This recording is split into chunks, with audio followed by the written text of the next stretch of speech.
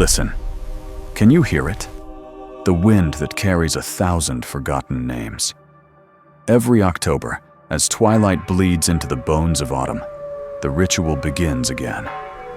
We carve faces into pumpkins, grinning, hollow, glowing from within.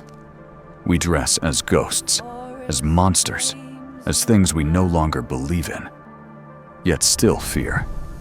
But this night, this strange, beautiful night, was never meant for laughter.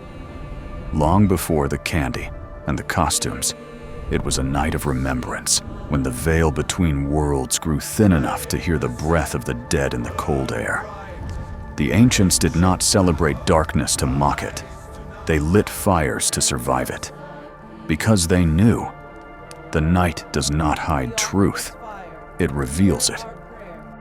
So tonight, we'll walk backward through time, through cathedrals and bonfires, through myth and memory, to rediscover the night humanity once feared and revered.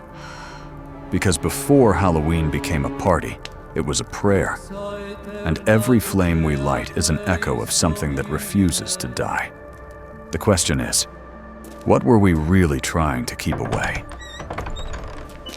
After the fall of Rome, Europe stood in the half-light between two worlds, one dying, one being born. The old gods still lingered in the whispers of forests and mountains, but a new faith was spreading, carrying promises of salvation and order. In those uneasy centuries, the church rose not only as a spiritual power, but as the architect of meaning. And to tame the chaos of death, it built a calendar of eternity. They called it All Hallows Eve, the night before the great Mass of the Saints. To most, it was simply a vigil. But to those who had lived through plagues and endless wars, it was more than ritual. It was a plea, a trembling hope that light could hold back the dark. Inside the stone cathedrals, the air shimmered with incense smoke. The sound of Latin hymns wove through the arches like a tide. Solemn, unbroken, eternal. Candles flickered along the aisles, their small flames trembling in rhythm with the breath of 1,000 souls. Men and women knelt in silence, clutching relics, fragments of bone, a lock of hair, a shard of cloth.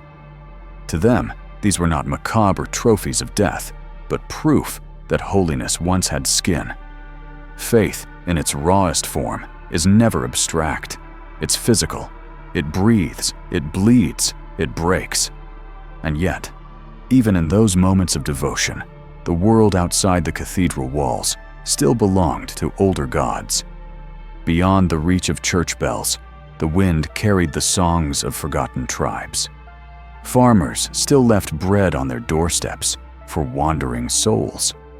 Widows whispered to the air before blowing out the last candle.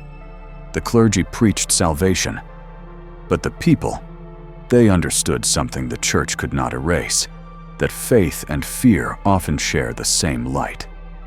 By the 8th century, All Hallows Day became official, a day for saints, followed by All Souls Day, a day for everyone else. It was a beautiful symmetry, one for the holy, one for the human. But beneath that symmetry lay a paradox, one the church itself may never have intended. Because in sanctifying the memory of the dead, the church had unknowingly preserved something much older, a sacred rhythm the pagans had always known. The rhythm that says death is not a wall, but a doorway. That memory itself is a form of prayer. As centuries passed, these two traditions, one clothed in gold, the other in earth and ash, began to blur. A villager lighting a candle for a saint might also whisper the name of an ancestor. A priest chanting in Latin might not know that the melody he used came from a Celtic lament. The faith of Europe became a palimpsest, holy words written over older songs. Even now, if you walk into an ancient cathedral at dusk, you can feel it. The air still smells of beeswax and stone dust. The light from stained glass glows like liquid fire. and somewhere in that silence between bells and breath, you sense a presence, not of fear, but of awe. It's as if the very walls remember that they were once built on sacred ground, long before anyone called it Christian. The church called the festival a celebration of light, but light cannot exist without shadow. And perhaps that's why, no matter how brightly the candles burned, people still dreamed of the old hills, the bonfires, the voices of their dead. For beneath the hymns and relics and prayers, there pulsed a deeper truth, that humanity has always needed both the sacred and the unknown. And so, All Hallows Eve stood as a fragile bridge, 1 foot in faith, 1 foot in fear. A night when cathedrals became mirrors of the ancient fires outside, when the holy and the haunted knelt side by side, whispering the same question into the dark. Where do we go when the light fades? That question, unspoken but ever present, would lead us further back, to the world before the church, before the saints, before the bells, to the first fires that ever burned for the dead, to Samhain. Before the church ever rang its bells, before the cross crowned the hills, there was fire. Not the gentle fire of candles, but the roaring kind, the kind that spoke in tongues of gold and smoke. The Celts called this night Samhain, the end of harvest, the death of summer, and the beginning of the dark half of the year. To them, this was not an ending. It was a passage, a turning of the cosmic wheel. At sunset, the sky turned copper. The air hung heavy with the smell of peat and rain. From every valley, villagers climbed the hills, carrying embers from their hearths. When they reached the summit, they fed the flames until the night itself seemed alive, a breathing, shifting thing. They believed the fires did more than warm them. They kept the world in balance. As long as the flame burned, life would return with the spring. But Samhain was not only about life and light, it was about the veil, that invisible film between the world of the living and the world of the dead. And on this one night, they believed, the veil grew thin enough to see through. The air shimmered, the winds changed direction, animals grew restless. People swore they could feel the breath of ancestors brushing against their skin. It wasn't superstition to them. It was observation, the kind of knowing that came from watching the seasons die and return, year after year. They saw in nature a pattern, decay giving way to rebirth. And if the earth itself could awaken after death, why not the soul? Yet not every spirit that crossed that veil was welcome. Stories spoke of the Aes Sedai, the shining folk who wandered between realms. Some were kind, bringing wisdom or protection. Others were wild and unpredictable, their beauty edged with danger. Then there were the darker beings, the Puka, who could shift shapes and mimic human voices to lure travelers astray. And the Banshee, whose cry could pierce the bones of the living, a sound not meant to terrify, but to warn. When the Banshee wailed, it was said that death was already near. To survive the night, the people used fear as a shield. They carved faces into turnips, painted masks upon their skin, and draped their bodies in animal hides. They did not dress as monsters for fun. They did it to be unseen, to walk safely among the dead. And when the fires burned low, they left offerings by the thresholds, milk, bread, sometimes even a lock of hair, small gifts for those passing through. But behind these rituals lay something deeply human. They weren't trying to cheat death. They were trying to understand it, to live alongside it. The Celts did not separate the spiritual from the physical. They saw them as two faces of the same coin. Every flicker of flame, every whisper of wind was a message from the other side. Centuries later, Archaeologists would uncover burial mounds scattered across Ireland, their entrances aligned perfectly with the rising sun of winter's dawn. Coincidence, some say. But when you stand before those stones, massive, silent, older than written memory, it doesn't feel accidental. It feels deliberate, sacred, mathematical in its reverence, as if those who built them understood something we've forgotten, that the dead were not beneath us, but among us. There is an old Irish saying that on Samhain, the doorways of the earth breathe. I've often wondered if that was meant literally. When I visited the Hill of Tara years ago, the air felt different there, heavy, electric. Even the birds were quiet. And as I watched the mist roll through the ancient stones, I realized something unsettling, yet beautiful. These people were not primitive. They were observant. They recognized that what we call the supernatural is often just the natural world, seen without walls. As Christianity spread across the Celtic lands, the Church looked upon Samhain with both suspicion and fascination. To destroy it would mean tearing apart the rhythm of rural life. To adopt it would mean letting the old gods breathe inside new prayers. So they did what humans have always done when faced with mystery. They redefined it. Samhain became All Hallows Eve. The bonfires became candlelight, the masks became saint's costumes, and the offerings for wandering spirits transformed into prayers for wandering souls. Yet, even dressed in new names, the old night refused to die. Something in it resisted translation, that deep, wordless reverence for the moment when light yields to dark, and dark promises its return. The Church gave the festival a calendar date, but the Celts had already given it eternity. And perhaps that's why, even now, every October, when the leaves turn to embers and the air smells faintly of smoke, we feel it again. That ancient tension, that quiet awareness that we are not alone in the night. You can call it myth, or memory, or metaphor. But maybe, just maybe, it's something older than all three. A pulse shared between the living and the dead. A conversation carried on the wind for thousands of years, waiting for those who still remember how to listen. When two worlds meet, they rarely collide head-on. They merge, quietly, slowly, like ink spreading through water. That is how the Church and the old ways met. Not in battle, but in absorption. Samhain did not die beneath the cross. It hid within it. And as centuries passed, the sacred night of fire and spirit began to change its face.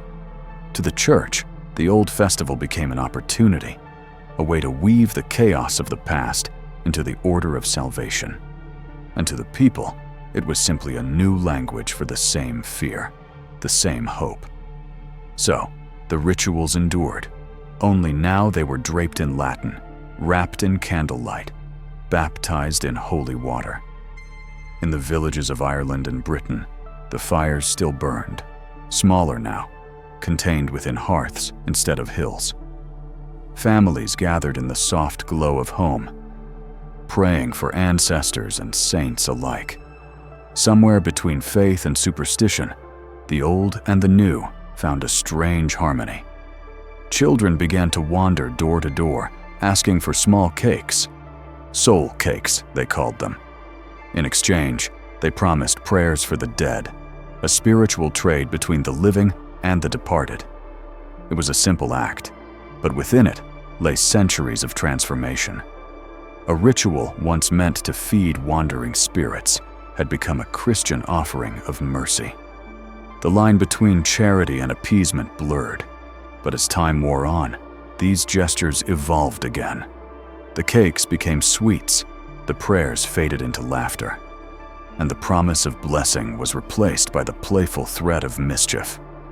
Trick or treat, the children now called it, never knowing that the game they played was once a prayer for the dead. Even the lanterns changed shape. In the old country, they carved faces into turnips, grotesque, hollow, filled with flickering light.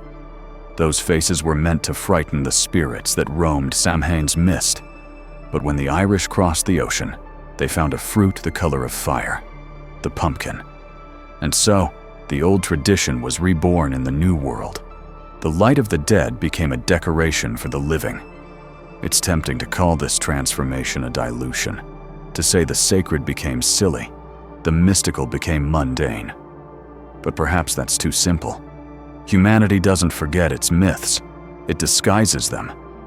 Every costume, every candle, every laugh echoing through the October night. All of it is memory, wearing new skin. Still, within that evolution lies a quiet tension. The church sought to sanctify the night, to claim it for the holy. But the night, the true night, cannot be owned. It whispers in every language, through every age, and even in its Christian robes, it continued to speak in the old voice. The voice that says death is not the enemy, only the mirror. Perhaps that is the paradox of belief, that every faith, no matter how radiant, needs the darkness to give it shape. Without shadow, light has no story. Without death, life loses meaning. And so, All Hallows Eve became a fragile truce between both, a night where saints and spirits could coexist under the same flame. In medieval towns, this coexistence took on vivid forms. Actors dressed as angels, and demons paraded through cobblestone streets. Children sang songs for the departed. Villagers carried torches from door to door, their voices mingling with the wind. It was beautiful and eerie all at once, half church, half dream. But history has a way of forgetting the reasons behind its rituals. By the time Halloween reached the modern age, few remembered the prayers, the saints, the souls in purgatory. The bones of the past were still there, hidden beneath layers of laughter and lanterns. But only the attentive could feel them. And yet, if you look closely, you can still see the seams. The church candles and the pagan fires. The prayer and the trick. The relic and the pumpkin. Different worlds, stitched together like patches on the same cloak. The night itself has never chosen sides. It belongs to anyone willing to light a flame against the dark. And maybe that's what makes Halloween endure. Not its costumes or candy, but the ancient need it satisfies, the need to face the unknown and call it beautiful. The fusion of faiths did not erase mystery, it multiplied it. It gave us a night that is neither holy nor heathen, but human, a night that reminds us that belief in all its forms is just another way of saying we are afraid of being forgotten. And in that fear, there is something sacred, because to fear being forgotten is to still believe that memory matters. To light a candle is to declare that darkness will not have the last word. But what happens when the darkness becomes a celebration in itself? When the night of the dead turns into a festival of color, of joy, of reunion? For that, we must cross the ocean to the land where the dead still walk beside the living, to Mexico and the Day of the Dead. Across the ocean, where the mountains burn in colors of ochre and gold, the memory of the dead never left. In Mexico, they say death is not the end of life. It is the continuation of love. And once every year, love crosses back over. The Spanish brought the cross, but the people of the valleys already knew how to speak to their ancestors. When Christianity arrived, it did not erase that language. It simply learned to pronounce it differently. The result was something extraordinary: El Día de los Muertos, the Day of the Dead, a festival where mourning became art, and death became the most beautiful guest at the table. In early November, the streets fill with color. Candles flicker like stars fallen to earth. Marigolds, the flowers of the dead, line the paths, their orange petals glowing like tiny suns. Altars rise inside homes, layered with fruits, sugar skulls, photographs, and offerings. There are no tears here, only laughter. The living bake bread for the dead, sing their songs, tell their stories. It is not about fear, it is about presence. Because for these few nights, no one is truly gone. When you stand amid the procession, the air smells of wax and cinnamon. Children run between the graves, their faces painted as skulls, smiling, not weeping. And as the drums echo across the night, you begin to realize this is not a festival about death at all. It is a conversation, one that has never stopped since the dawn of humanity. Scholars trace its origins back to pre-Columbian times, long before Spanish missionaries set foot here. The Aztecs believed the soul traveled through 9 layers of the underworld before reaching peace. Each level demanded courage, wisdom, or sacrifice. To them, the dead were not lost. They were journeying, and those who remained had a duty to light their way. That duty became tradition. That tradition became joy.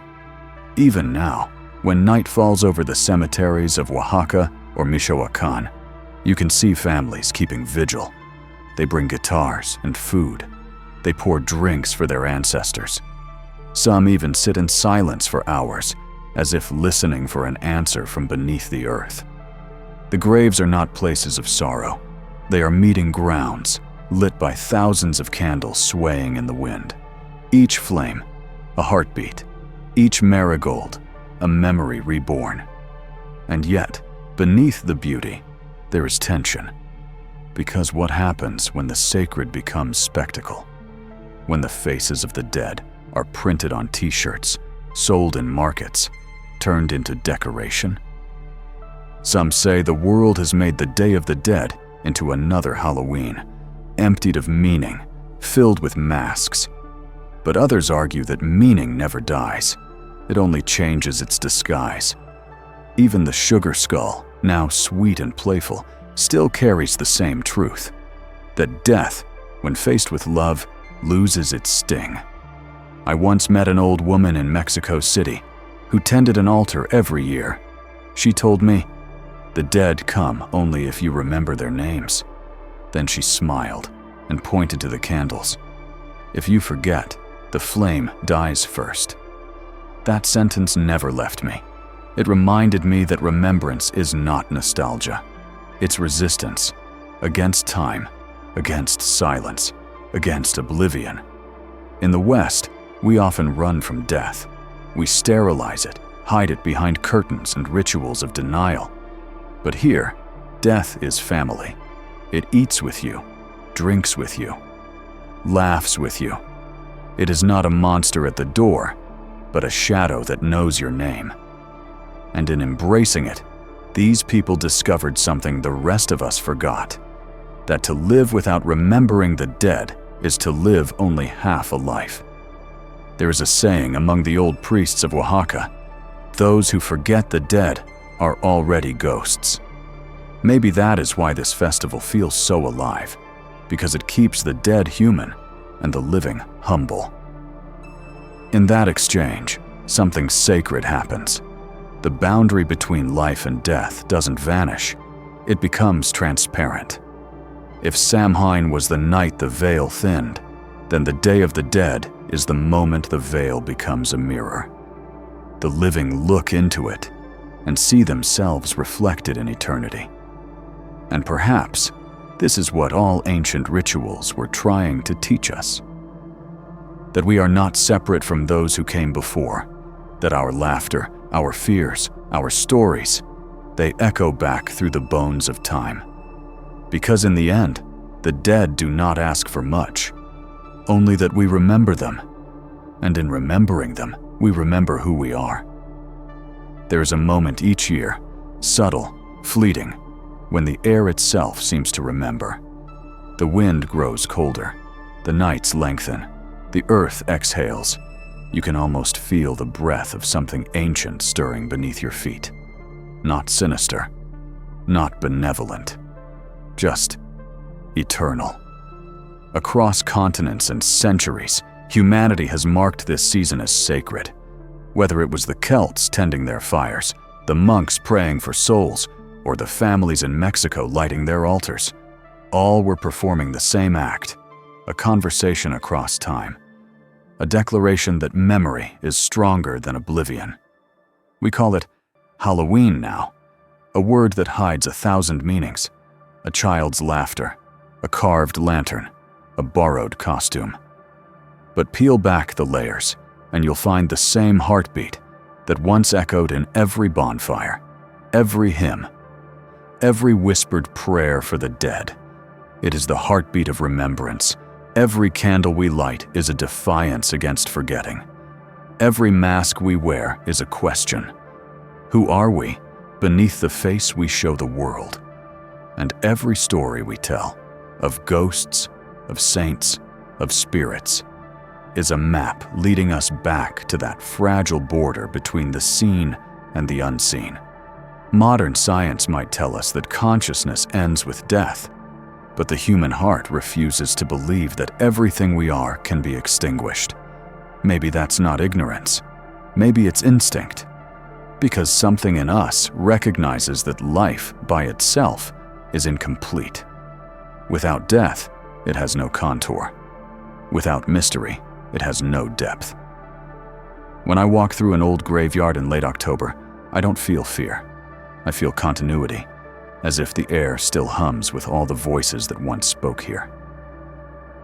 The leaves rustle like pages being turned, and for a moment, time folds in on itself, until past and present blur.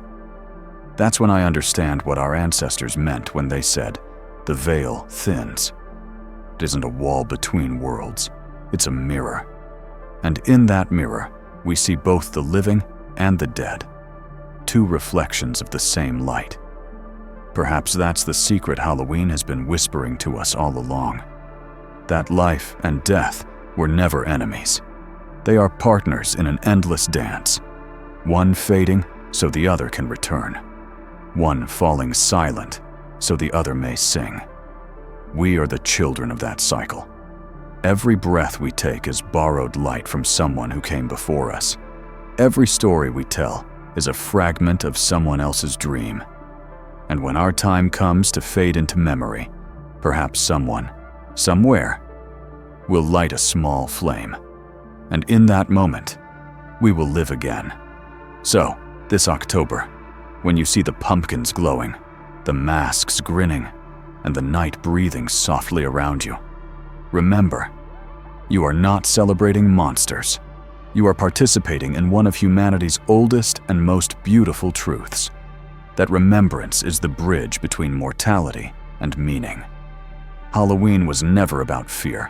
It was always about belonging to the earth, to time, to each other. And maybe, just maybe, when the veil lifts, the dead aren't reaching out to haunt us. They're reaching out to remind us that we, too, are part of the great continuum. That love, once given, never dies. It only changes form. And in that truth, half shadow, half flame, lies the secret that began this entire story. The forgotten origin of Halloween was never about the darkness we feared. It was about the light we refused to let go of. The fire has dimmed now. The voices we followed have grown quiet, leaving behind only the whisper of wind through time. And yet, something still lingers. The feeling that this night, and every night like it, was never just about ghosts or saints, but about us. We have walked through centuries of light and shadow, through cathedrals and bonfires, through faith and fear. And what we found was not a single truth, but a rhythm, a pulse that beats beneath every story we tell. Halloween was only its mask. The face beneath has always been remembrance, the quiet defiance of the human heart that refuses to forget. Perhaps the real secret isn't hidden in ancient rituals or forgotten names. Perhaps it's in the way we still light candles against the dark, the way we still whisper the names of those we've lost, the way we still hope that death is not silence, but a softer form of memory. And as the last flame fades, maybe that's what this journey was really about. Not fear, but connection. Not endings, but continuity. We are all part of the same story, one that began long before us and will continue long after our voices have gone quiet. So, as we step back into the living world, let us carry that flicker of understanding, that ancient light, within us. Because the past is not behind, it's beneath, waiting, listening. If this journey has left a mark upon your thoughts, share what you felt. Add your voice to ours. Let the conversation continue. In the comments, in the quiet, in the next mystery we uncover together. Until then, keep the flame.